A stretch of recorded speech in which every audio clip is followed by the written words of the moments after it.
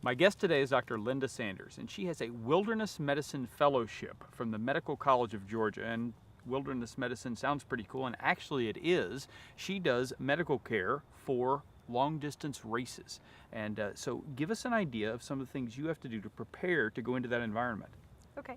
Well, I think it really depends on where the race is, how many competitors there are, and how long the race is, and whether it's a multi-stage event or a single-day event. Those are different illness and injury patterns that are going to present to the medical tent or even just appear on the course. So typically talking with whoever it is that's running the race director, and the course director about what kinds of things they're going to have their racers doing, whether they're going to be running through the desert at altitude or running through the mountains in the cold. Those are going to have a different set of illnesses and injuries to prepare for. If there's going to be 30 competitors, you might only need 2 medical staff, and if there's going to be 300, you might need a team of 6 or 10. So it differs in what you bring with you, but also what team you bring with you. Thereafter, I think it's really important to talk with the staff about logistics in terms of evacuation plans and local hospitals that you might be able to get your racers to if they are not well. So figuring out where those locations are and how you're going to get them out. So what vehicle access do we have? What road access do we have? And then we have documentation that we actually send with the competitors should they have to go to the hospital, so that the hospital's aware of the race that they've been through and some of the unique illness and injuries that they might have that you wouldn't typically look for in your regular person just walking in after a 5K. So these runners are typically doing races that are 150 miles long over 6 days. They run or walk or hike about a marathon a day, and one of the days they typically do 2 marathons, and so it's very hard on them. Some of the races involve the competitors carrying everything that they are going to use for the entire week on their back, except for water. They do carry water from station to station, but we have them refill at each checkpoint. And so they have heavy packs on for an extensive period of time, and they come to us pretty weary. They end up with abrasions all over their backs from the heavy weight of the pack. They end up with horrible looking feet, just kind of torn up. And so we kind of have to prepare for all of those things. And while a lot of the injuries tend to be fairly minor and manageable, you have to prepare for the worst because people are in extreme conditions, in extreme heat and extreme cold. And so we have to have all of that with us too. And you've got to probably pack a jacket. Yeah. So you have to pack your own things too. And it's some of the little stuff that, you know, if you don't have could be disastrous, like headlamps. You definitely will be providing care in the dark sometimes. You can be on the side of a road or in the middle of a desert, or you could be in a comfy medical tent in a chair. So it could be in any different case, and so you have to be prepared for all of that.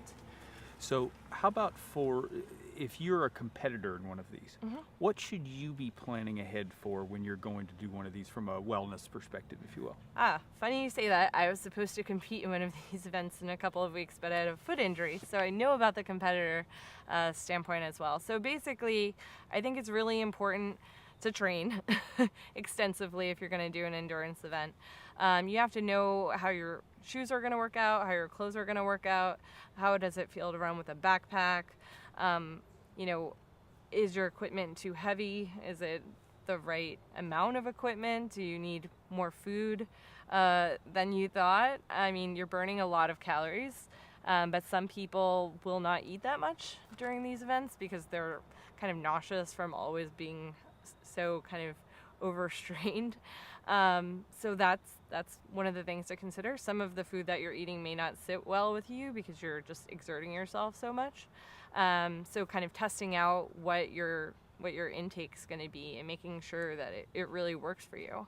Electrolytes are something to specifically kind of be aware of and know about, because if you're just drinking water and not repleting sodium, you can become hyponatremic, and that's when we see people that are truly really sick.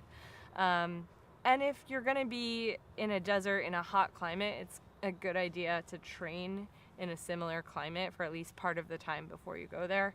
If you're going to be at altitude, it's a good idea to train at altitude so that you kind of more acclimated to those specific environments that the races may take place in. Okay, so she has been to different places in the world to do these, and when she talks about different environments, she's been there. What's something that sticks out as something that you were like, wow, this was either tough or something that you remember specifically having to deal with? Yeah, it's a simple case, but one of our competitors came to us actually on day one in the Atacama Desert, and it was very, very hot. And he had been at altitude because the start of the race is close to 11,000 feet. And so we had already spent a night there at altitude. And he was, a sea level dweller, typically.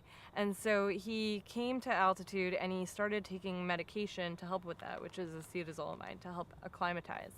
And I think it really kind of, it is a diuretic, and it caused a lot of fluid loss. So he was already kind of fluid down, and then he got sick, and he got a gastrointestinal illness and diarrhea and nausea, and so then This he does wasn't. not sound fun at all. Yeah, so he's hot. He's he's walked, I'd say at this point probably 30 miles or so, and he's coming to the tent fluid down from diuretics. He's got a headache from altitude, and there's so many different things that could be playing into it. You're like not even sure where to go first.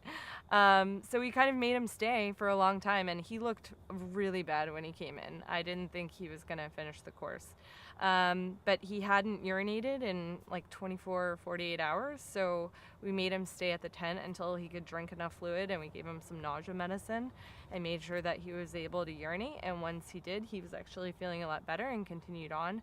We kept a good eye on him. In the next 24 hours, we had him visit the medical tent again once he got to the end of that stage that day.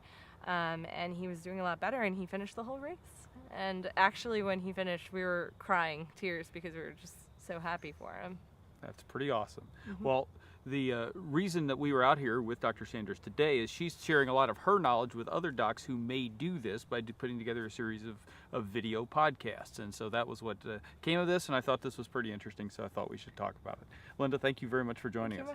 All right, for Linda Sanders and Rush Olson for the Fort Worth Weekly.